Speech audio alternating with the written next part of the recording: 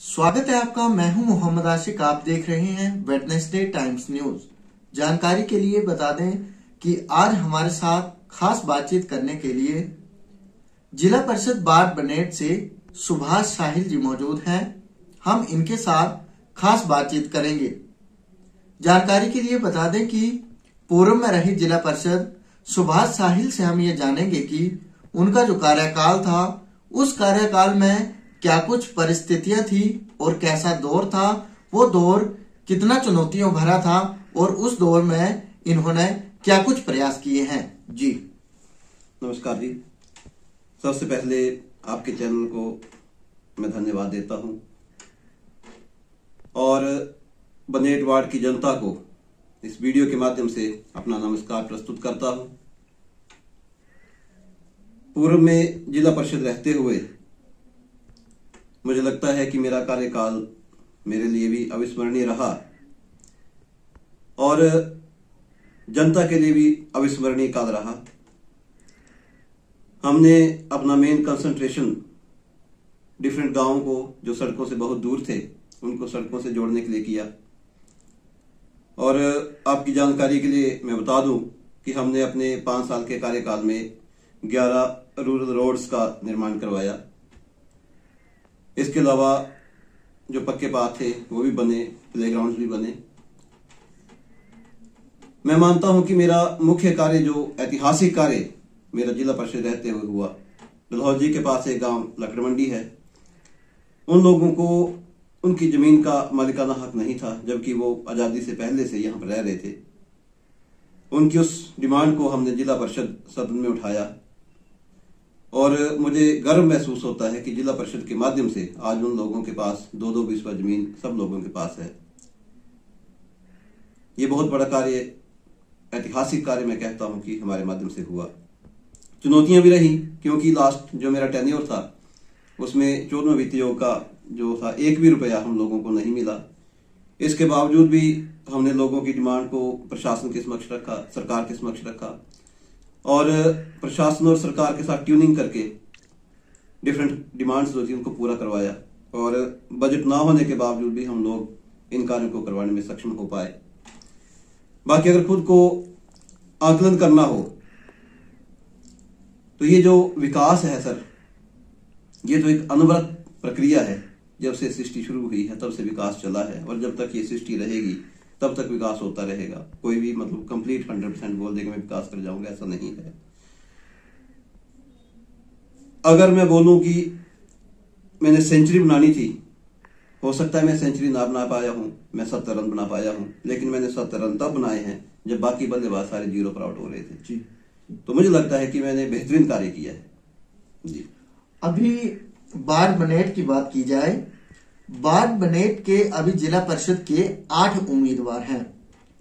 हम इनसे जानेंगे कि 8 उम्मीदवारों में ये क्या कुछ अलग से करेंगे और क्या कुछ अलग से देखने को मिलेगा जी। वैसे तो सर सभी जो राजनीति के क्षेत्र में आते हैं अपनी बेहतर दावेदारी प्रस्तुत करते हैं, लेकिन मुझे लगता है कि आज के दौर में जो मुख्य चुनौती है लोगों के बीच में, जो हम लोग जो एक हमारे मतलब प्रतिनिधि हैं, खासकर जिला परिषद सदस्य की बात करें तो एक लोगों के बीच में जो एक विश्वास खो गया है कि जिला परिषद भी कार्य करते हैं, उस विश्वास को मेंटेन करना सबसे बड़ी चुनौती रहेगी। क्योंकि लास्ट टेन्योर में भी हमने लोगों के साथ बातचीत की, उनके साथ लगातार कांटेक्ट में रहे और मेरा विशेष प्रयास ये रहा कि लास्ट टाइम भी हमारे वार्ड में मैं मानता हूं कि एक भी बच्चा ऐसा नहीं होगा जिसके पास मेरा फोन नंबर ना हो। खुशी होती है जब रात को 1 बजे फोन आता है, 2 बजे फोन आता है कि हम लोग फलां जगह में हैं, हमें ये डिमांड है, हमें ये समस्या है। कि अभी रिसेंटली मतलब 2 हफ्ते पहले एक कॉल आई कि हम लोग टांडा हॉस्पिटल में हैं, तो उनको कुछ समस्या आ रही थी तो इसको सॉल्व करें। तो अच्छा लगता है कि जो रिलेशन बिल्डअप होती है उसको करेंगे। बाकी कैंडिडेट्स से, बाकी उम्मीदवारों से अलग होना, मैं मानता हूं कि जो एक सेकंड टाइम में जो आदमी परफॉर्म करेगा, क्योंकि मेरा पहले भी एक्सपीरियंस रहा है एज ए जिला परिषद मेंबर, तो अब जब सेकंड टर्म में हम परफॉर्म करेंगे तो नेचुरली वो जो पुराना एक्सपीरियंस है वो भी काम आएगा। और विशेष बात यह है कि इस बार जिला परिषद का जो चेयरमैन है, अगर मैं बनेट वार्ड से जीत जाता हूं तो उस चेयरमैन के लिए, अध्यक्ष पद के लिए इन सारे 8 कैंडिडेट्स में से, 8 उम्मीदवारों में से सिर्फ मैं ही एक उम्मीदवार हूं जो इसके लिए एलिजिबल हूं। और मैं चाहता हूं कि क्षेत्र के विकास के लिए, क्षेत्र की भलाई के लिए, मतलब मेरा जो है अध्यक्ष पद का यहाँ पर आना बनेट वार्ड में एक बहुत बड़ी बात रहेगी, क्योंकि आज तक इस क्षेत्र में कोई भी जिला परिषद का अध्यक्ष हम लोगों ने नहीं देखा है। मान लीजिए अगर आपको जनता सहयोग करती है, जनता के ऊपर डिपेंड करता है कि कौन से उम्मीदवार को फील्ड में लाना है और कौन से उम्मीदवार को फील्ड से बाहर करना है, ये जनता तय करती है। मान लीजिए जनता आपको सहयोग करती है तो आपकी क्या कुछ प्राथमिकताएं रहेंगी और उन प्राथमिकताओं के ऊपर आप किस तरीके से खरा उतरेंगे? जी, मेरा अगर 2 फैक्टर्स होते हैं एक्चुअली जब हम जीतेंगे। एक हमारा बजट का फैक्टर है, जब हम पैसा खर्च करेंगे उसको कहाँ खर्च करेंगे और कैसे, कहाँ से लाएंगे, क्योंकि सरकारों के साथ तालमेल बहुत जरूरी है। अगर हम लोगों ने लोगों की डिमांड्स को पूरा करना है तो नेचुरली हमें जो प्रेजेंट सरकार है, रूलिंग सरकार है, उसके साथ टाई अप करके, उसके साथ लोगों की डिमांड्स को वहां तक ले जाके, पहुंचा के, प्रॉपर मंच तक ले जाके उस डिमांड्स को पूरा करवाना है।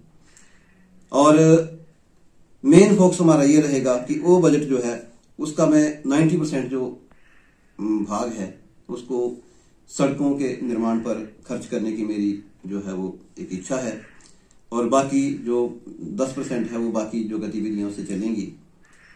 इसके अलावा एक सेकंड फैक्टर रहता है सर, मेरा ये मानना है, मैंने 2 कार्यक्रम इस बार शुरू करने हैं। एक है एक शाम एक गांव, उसमें जिस प्रकार से हम वोट मांगने लोगों के घर घर जाते हैं, मैं ये मानता हूं कि अगर हम लोगों से वोट मांगने उनके घर जा सकते हैं तो ये इलेक्टेड मेंबर्स का ये ड्यूटी रहती है कि हम उनकी समस्या सुनने भी उनके घर तक जाएं, उनकी समस्या का समाधान करने भी उनके घर तक जाएं।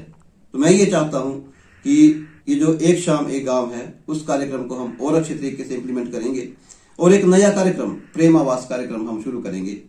जो गांव सड़क से दूर हैं, जहां पर पहुंचने के लिए काफी समय लगता है, मेरा ये मानना है कि हम 1 सप्ताह का जो आवास है वो उन्हीं गांव में जाकर करेंगे, उन लोगों के बीच में रहेंगे, उनकी समस्याओं को जानेंगे, उनकी जीवन शैली को जानेंगे और उनकी समस्याओं के समाधान के लिए वहां पर प्रयास करेंगे। मुझे लगता है कि ये 3 बातें जो हैं वो बेहतर हम लोग उसको इंप्लीमेंट करने में कामयाब होंगे।